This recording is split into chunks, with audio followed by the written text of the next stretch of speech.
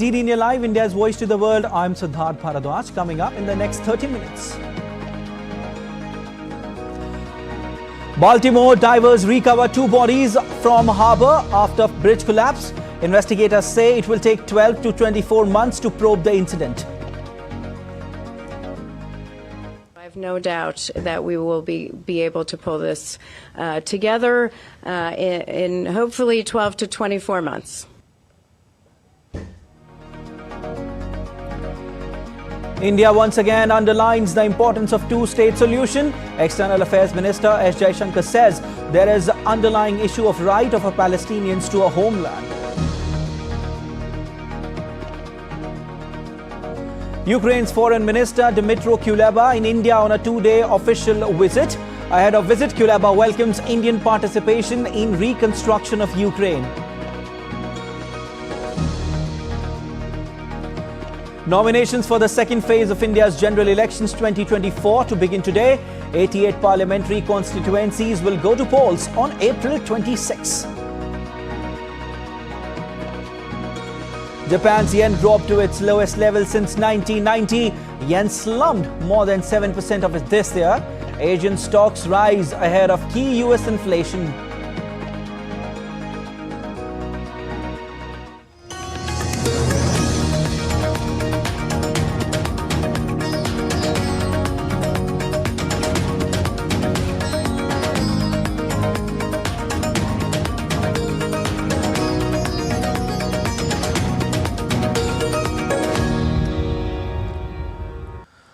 News from the United States, where the investigation team into a cargo ship crash in Baltimore has recovered 2 bodies from harbour. Addressing media on the aftermath of the collision, an investigation team of the National Transportation Safety Board has said that the probe will take 12 to 24 months. NTSB has to focus on data that we are able to validate as part of our investigation. The public, the world, relies on us to be independent, thorough, fact-based, and it is meticulous work. But because we do that, we get to the right solutions as part of our investigation. We are very careful not to jump to conclusions, to speculate, and so it's helpful to have, but what's really helpful is the information that we are able to validate, and that takes time, and that will lead us to the findings, probable cause, and safety recommendations that we'll issue. National Transportation Safety Board Chair Jennifer Homendi said that some containers were carrying hazardous materials. The containers of hazardous materials, the total of 56 containers, were those contents. On what was in the actual breached containers, we'll have to provide you more information on that. But in total, it was a number of corrosives, a number of flammable materials, and we have some miscellaneous. They fall under what is Class 9, which is miscellaneous hazardous materials, which is where the lithium-ion batteries would be. The National Transportation Safety Board has interviewed the ship's captain, his mate, the chief engineer and other 2 pilots on board the Dali at the time of collision will be interviewed on Friday. Also, the U.S. Transportation Secretary Pete Buttigieg, he said that no threat to the public from any materials on board the freight ship that struck a heavily trafficked Baltimore bridge early Tuesday morning, causing it to collapse. He also said that there are concerns about the local economic impact, with some 8,000 jobs directly associated with port activities. We are concerned about the local economic impact, with some 8,000 jobs directly associated with port activities. And we are concerned about implications that will ripple out beyond the immediate region because of because of the port's role in our supply chains. This is an important port for both imports and exports, and it's America's largest vehicle handling port, which is important not only for car imports and exports, but also for farm equipment. Analysts are warning that the economic impact of a downed bridge in the U.S. city of Baltimore could be felt across the globe, with some suggesting it may lead to a temporary increase in the price of coal in India as U.S. producers are forced to find new shipping routes. India was by far the largest destination for U.S. coal shipments in 2023, with 11.8 million tons delivered there, accounting for 36.3% of total U.S. thermal exports. On Wednesday, U.S. Transportation Secretary Pete Buttigieg said rebuilding Francis Scott Key Bridge will not be quick or easy. DD India correspondent Sally Patterson reports. This 2.5-kilometre bridge turned to rubble in moments. The cargo ship, which collided with the Francis Scott Key Bridge in the U.S. city of Baltimore, still trapped in a tangle of metal. Recovery efforts remain underway, but the outlook is bleak. The 6 missing construction workers on the bridge at the time are all presumed dead. So I had woken up and it had felt like an earthquake, and we heard like the loud boom from the bridge being, collapsed. For resident Molly and her dog Moo, there's a gaping hole in the view from their backyard. Gaps too, at least in the short term, for the 15,000-strong workforce who depend on the bridge and the port. But there could also be global ramifications. Millions of tons and billions of dollars worth of cargo pass through here each year. As you can see, trucks can still come in and out by road, but because of the collapsed bridge, nothing is able to come in or out by sea, and that means a pause, at least for now, on cargo coming into the port of Baltimore. Baltimore is crucial to the movement of cars, construction machinery and coal, meaning the blockage here could also see a spike in the cost of goods, even if only temporarily. Exports of coal are quite important. That actually could have an effect, particularly on India, actually, where we export a lot of our coal to.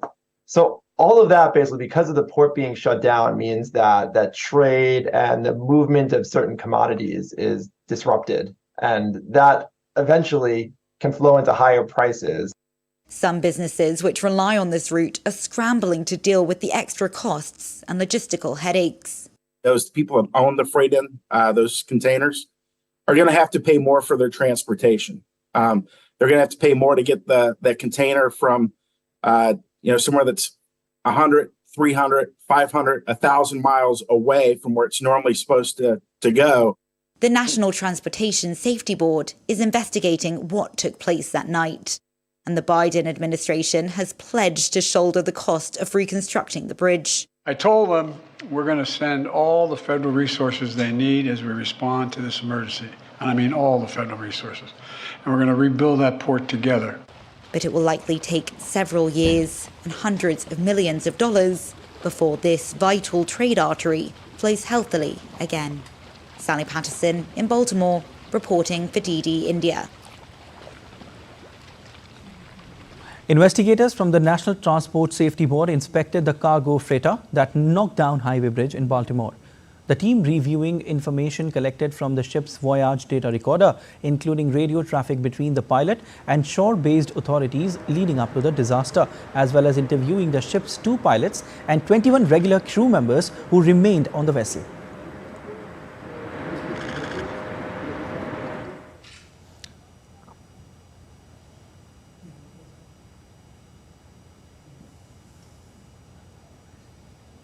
US President Joe Biden held a meeting with the officials concerned with the bridge collision in Baltimore. US President Biden discussed the coordinated response to the collapse of the bridge with Secretary of Transportation Buttigieg and Vice Admiral Gautier. During the meeting, Biden reiterated its commitment to be with the people of Baltimore for as long as it takes.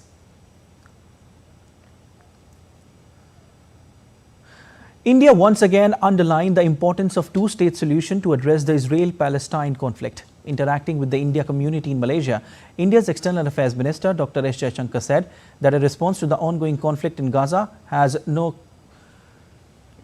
He said regarding the Israel and Palestine conflict. Have a look. On the one hand, what happened on October 7th was terrorism. On the other hand, nobody would, countenance the deaths of innocent civilians. Countries may be may be justified, at least in their own minds, in responding. But you cannot have a response which does not, every response must take into account something called international humanitarian law. And the fact is that whatever the rights and wrongs of the issue, there is the underlying issue of the rights of the Palestinians and the fact that they have been denied their homeland. Israel has asked the White House to reschedule a high-level meeting on military plans for Gaza's southern city of Rafah that Prime Minister Benjamin Netanyahu had abruptly cancelled. Netanyahu called off a planned visit to Washington by a senior Israeli delegation after the US allowed passage of Gaza ceasefire resolution at the United Nations on March 25th. The Prime Minister's office has agreed to reschedule the meeting dedicated to Rafah. So we're now working with them to find a convenient date that's obviously going to work for both sides. But his office has agreed to reschedule that meeting that would be dedicated to Rafah, which is a good thing.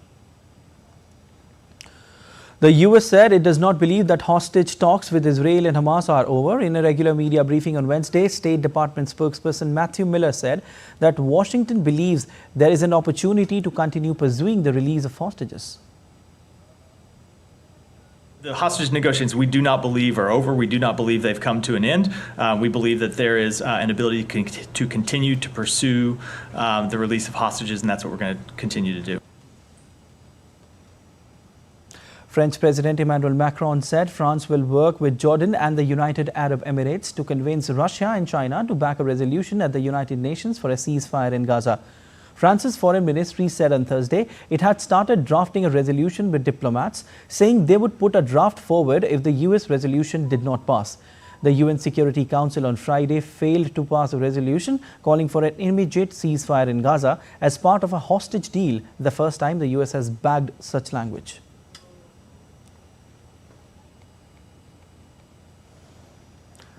While Spain on Wednesday delivered 26 tons of humanitarian aid to Gaza by airdropping it over the Strip, the operation carried out in coordination with Jordan and co-financed by the European Union involved two Airbus A400 military planes, dropping over 11,000 food packets. Footage released by the Spanish Foreign Ministry showed crates of supplies leaving an aircraft ramp and heading towards the ground via parachutes.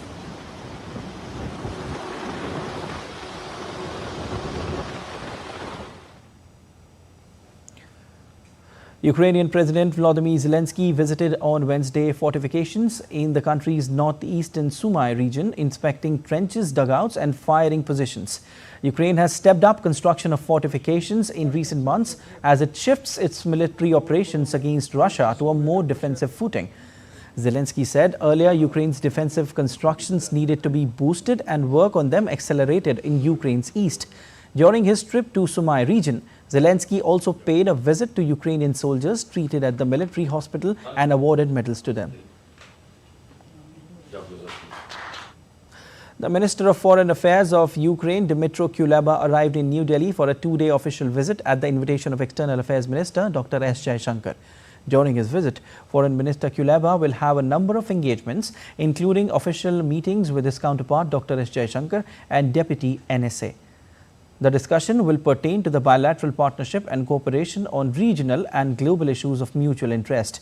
He is also expected to interact with the business community. Ahead of his visit to India, Ukraine Foreign Minister Dmytro Kuleba on Wednesday said Ukraine sees India as an important global power. This will be my first visit to the country and the first visit of a Ukrainian foreign minister to India in 7 years. The aim of this visit is to strengthen the Ukrainian-Indian relationship. Ukraine sees India as an important global power with a powerful international voice. We are confident that close cooperation will benefit both our nations.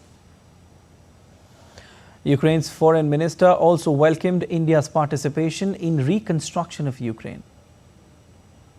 India is welcome to cooperate, to engage with Ukraine on economic projects now, and of course to engage in the reconstruction of Ukraine. Commuters in South Korean capital may have to face some tough time as bus drivers in Seoul went on strike on Thursday. The bus drivers went on strike after last-ditch efforts at negotiating a wage hike broke down. The negotiations between the Seoul Bus Labour Union, which represents drivers serving 97% in fact of bus operations, and their employers failed. The union demand for a 12.7 hike in hourly wages was dismissed as excessive. The Seoul Metropolitan Government said the subway will run for extended hours with additional trains put into service. The city's 25 districts will also provide 480 shuttle buses to carry commuters to subway stations.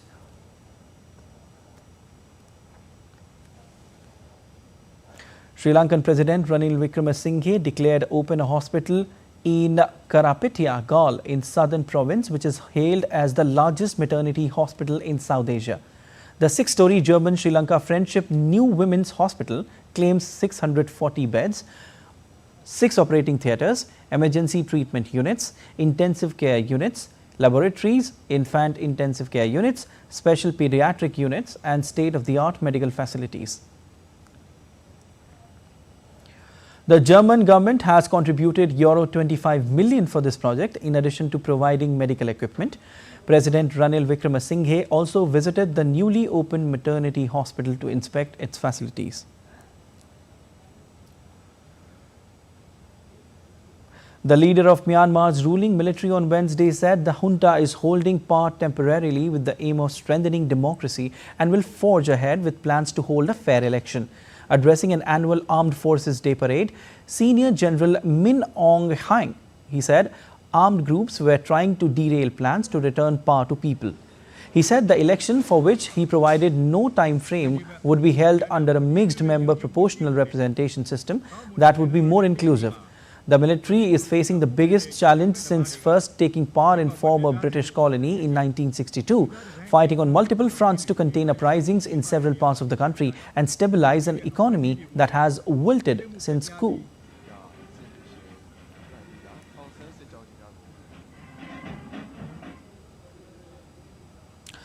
Well, news from Fiji now. Fiji's former Prime Minister has avoided jail and was discharged by the magistrates' court after earlier this month being found guilty by a higher court of perverting the court of justice. He was found guilty this month by High Court of attempting to pervert the course of justice while he was Prime Minister by telling then Police Commissioner to stay away from an investigation into the University of South Pacific. Bainimarama, he led Fiji for 16 years and came to power in a 2006 coup and later won democratic elections in 2014 and 2016.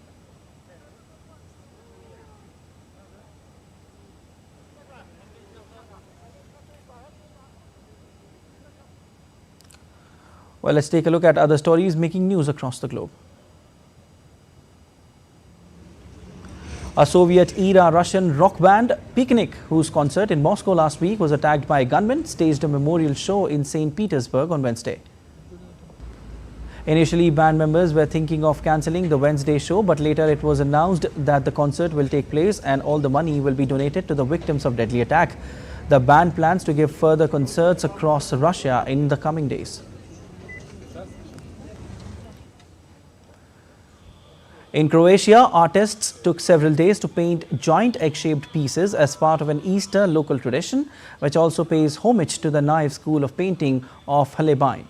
The pieces, some of which measure up to 2 meters high, are now on display in the streets of the nearby city of Koprivnica. Some of the pieces will be shown in places as far as New York in the United States and other European cities. And still to come on this edition of DD India Live. Campaigning gains momentum for the first phase of India's general elections to be held on April 19.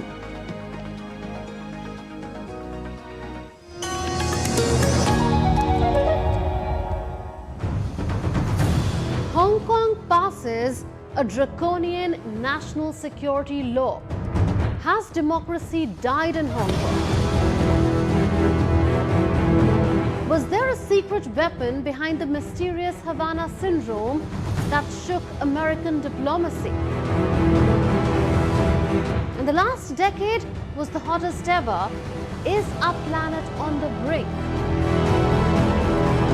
Watch Connecting the Dots to get the full picture every Friday at 8 p.m. IST on DD India.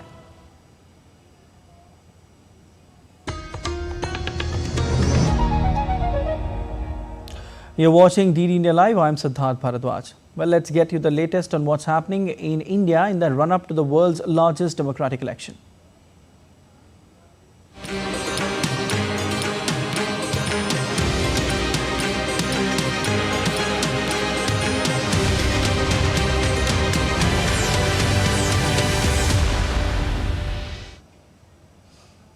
Nominations for the second phase of general elections to India's lower house of parliament 2024 begins today. A total of 88 constituencies in 13 states and union territories will go to polls in second phase elections. The states, union territories that will go to polls this phase are Assam, Bihar, Chhattisgarh, Jammu and Kashmir, Karnataka, Kerala, Maharashtra, Madhya Pradesh, Rajasthan, Tripura, Uttar Pradesh and West Bengal, apart from one part of Outer Manipur seat. Polling for second phase will take place on 26th of April.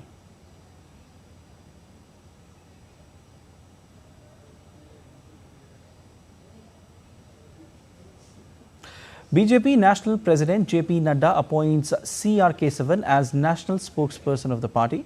Kesavan, a former Congress leader from Tamil Nadu and the great-grandson of first Indian Governor General C. Rajagopalachari, had joined BJP last year. The Congress party on Wednesday released its 8th list of 14 candidates for the upcoming parliamentary elections. The party has fielded Dolly Sharma from Ghaziabad, while Nakul Dubey has been named as the Congress candidate from Sitapur in Indian state of Uttar Pradesh. In Telangana, Tatiparthi Jeevan Reddy will contest from Nizamabad, while Neelam Madhu has been named as the party's candidate from Medak in Telangana.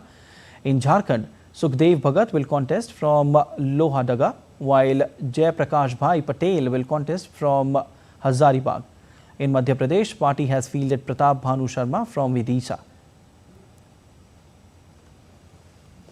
Today is the last day of filing nomination for the first phase of polls in Indian state of Bihar. Leaders rush to the file nomination for election to parliamentary constituencies in Gaya, Nevada, Aurangabad and Jamui. Due to a festival, March 28 was set as the last date for filing nominations for the first phase of polls. Filing of nomination for other states concluded yesterday for first phase polls. Lok Janashakti Party, Ram Vilas, led by Chirag Paswan, fielded Arun Bharti from Jamui constituency. While in Gaya, former Bihar Chief Minister Jitan Ram Manjhi will be the National Democratic Alliance's candidate. He will be taking on RJD candidate Kumar Sarvjit in Gaya, while in Nevada, BJP has fielded Vivek Thakur, a Rajya Sabha member. Independent MP from Amravati, Navneet Rana, has joined BJP late on Wednesday night in presence of BJP State President Chandrasekhar Bawankule. Navneet Rana will be contesting as a BJP candidate from Amravati Lok Sabha constituency. Rana said that she has been working on PM Modi ji's ideals for the last many years and thanked Prime Minister Narendra Modi, Home Minister Amit Shah, BJP National President JP Nadda for nominating her from Amravati constituency. And following first phase of nominations, leaders of various political parties have begun their campaign for India's parliamentary elections. In southern state of Tamil Nadu, DMK candidate from South Chennai and party's sitting MP Thamizachi Thanga Pandian began her election campaign from T Nagar in Chennai. The Chennai South Lok Sabha constituency is one of 39 constituencies of Tamil Nadu. This constituency is one of the most densely populated parliamentary constituencies in southern India. AIA-DMK has fielded Dr. J. Jayawardhan as its candidate from South Chennai. Conducting and regulating elections in a country of India's size is a Himalayan task. To ensure a seamless electoral process, the Election Commission appoints observers. Our next report tells you more about their duties.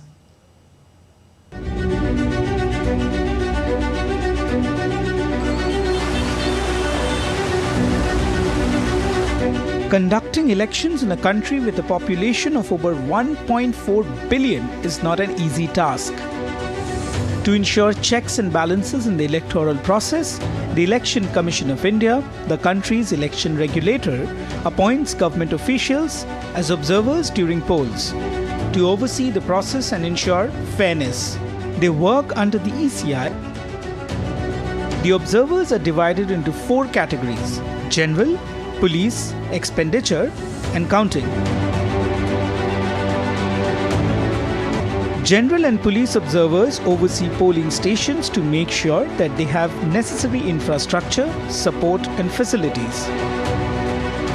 They also scrutinize candidates' nomination, apart from ensuring effective implementation of the Model Code of Conduct, a set of guidelines laid down by the ECI for candidates contesting elections. Expenditure observers keep an eye on the book of accounts of candidates and monitor spending by them during campaigns. Currently, the expenditure limit for general election candidates in constituencies in bigger states is nearly $9 million, while for smaller states it's $7 million. As the name suggests, counting observers supervise the counting process. Apart from their specific duties, observers also address grievances and complaints of the candidates related to the polling process. Their task involves submitting timely reports to the Election Commission, which can also be done using the poll body's observer portal. The contact details of observers are published in local newspapers so that the public can also approach them for any poll-related issues. Observers play a major role in boosting the confidence of the stakeholders by making the system more transparent.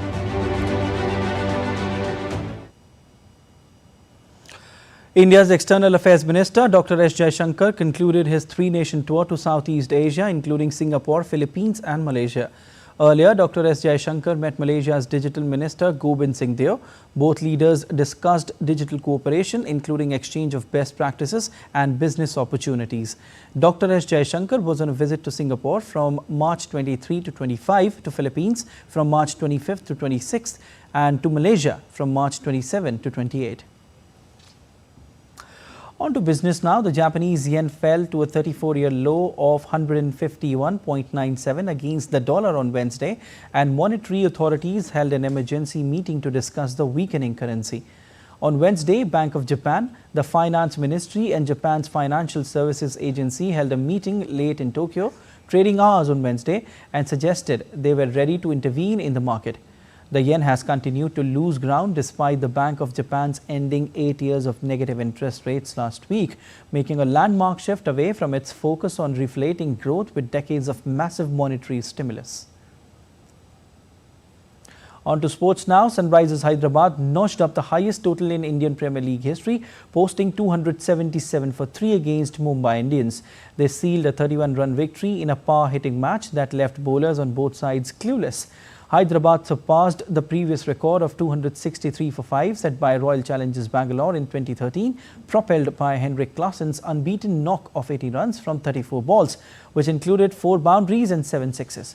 Travis Head scored his half-century in 18 balls, a franchise record for the fastest 50 before Abhishek Sharma scored his in 16. Mumbai started the chase well, but the 5-time champions fell well short, posting 246 for 5. In all, 38 sixes, which is the most in a T20 game, were hit across 40 overs, and as many as 523 runs, which is the most in T20 game, were scored in the match. Hyderabad, who lost their opening game to Kolkata Knight Riders, secured their first win of the season, rising to the 3rd place in the points table. Mumbai, who have lost both their matches so far, are 9th in the league. Alright, that's all for this edition of DD India Live, but let us know your thoughts on the news of the day. You can connect with us on Facebook, X formerly known as Twitter, and Instagram. We'll be back with more news as it breaks here on DD India. I'm Siddharth Bharadwaj from all of us in Delhi. Thanks for watching DD India Live.